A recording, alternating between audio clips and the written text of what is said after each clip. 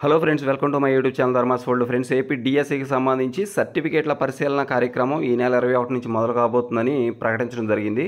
Mega డిఎస్సిలో ప్రతిభ చూపిన అభ్యర్థులకు సర్టిఫికేట్ల పరిశీలన ప్రక్రియను ఈ నెల 21 లేదా 22న ప్రారంభించాలని పాఠశాల విద్యాశాఖ నిర్ణయించింది.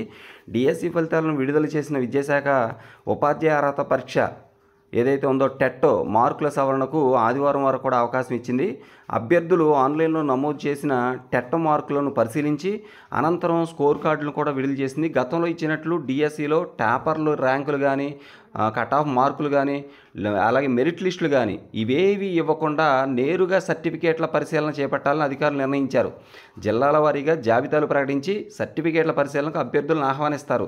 పరిశీలన అనంతరం తుది జాబితాను రూపొందిస్తారు. సెప్టెంబర్ నెల మొదటి వారం లోపు జాబితాలను సిద్ధం చేయనున్నారు. రెండో వారంలో పోస్టింగ్లు ఇవ్వాలని భావిస్తూ ఉన్నారు. ఇదే విషయం నాకు చాలామందికి అర్థం కాని విషయం ఏంటంటే, అసలు ఎవరికి సర్టిఫికేట్ వెరిఫికేషన్ చేస్తారు? ఏదైనా ఎగ్జామ్ జరిగిందనుకోండి, ఇప్పుడు వరకు ఏంటి ప్రాసెస్? మార్కులు అనౌన్స్ చేస్తారు, మెరిట్ లిస్ట్ వేస్తారు. ఆ మెరిట్ లిస్ట్లో ఉన్న అభ్యర్థుల ఆర్డర్ క్రమంలో మరి వాళ్ళకి సర్టిఫికేట్ల పరిశీలన చేస్తారు. ఇప్పుడు ఫర్ ఎగ్జాంపుల్ 1000 మంది 2000 మంది అభ్యర్థులు క్వాలిఫైడ్ క్యాండిడేట్స్ ఉంటే 2000 మందికి సర్టిఫికేట్ల వెరిఫికేషన్ చేయరు 100 పోస్టులకి. కాబట్టి అవసరమైతే 100కి 200 మందిని చేసి 100 మందికి ఆటోమేటిక్గా పోస్టింగ్స్ ఇవ్వడం అనేది కామన్గా జరుగుద్ది. అలాంటిది సర్టిఫికేట్ల పరిశీలన అనేది లేకుండా అదే ఈ యొక్క మెరిట్ లిస్ట్ అనేది ప్రకటించకుండా, ఎట్టి పరిస్థితుల్లో మెరిట్ లిస్టు ప్రకటించకుండా ఎవరికి వెరిఫికేషన్ చేస్తారు, లిస్టులు దేని బేసిక్ మీద మరి ప్రకటిస్తారు అనేది అర్థం కాకుండా ఉంది. మెరిట్ లిస్ట్ ఇస్తే అందులో ఎవరు ముందు ఎవరు అని వెనక ఎవరికి పోస్ట్ వస్తుంది అనేది క్లియర్గా అర్థమవుద్ది. దాని ప్రకారం 10 పోస్టులు ఉంటే మహా అయితే 1:1 అన్నారు కాబట్టి 10 మందిని ముందు వెరిఫికేషన్కి పిలిచి వాళ్ళకి వెరిఫికేషన్ చేసిన తర్వాత అభ్యర్థులకి ఒకవేళ ఇంకెవరన్నా పోస్టులు మిగిలిపోతున్నాయి అనుకుంటే మరొక లిస్టు, లేదంటే ఆ తర్వాత క్యాండిడేట్ని పిలిచి వాళ్ళకి వెరిఫికేషన్ అనేది చేయడం కామన్గా జరుగుద్ది.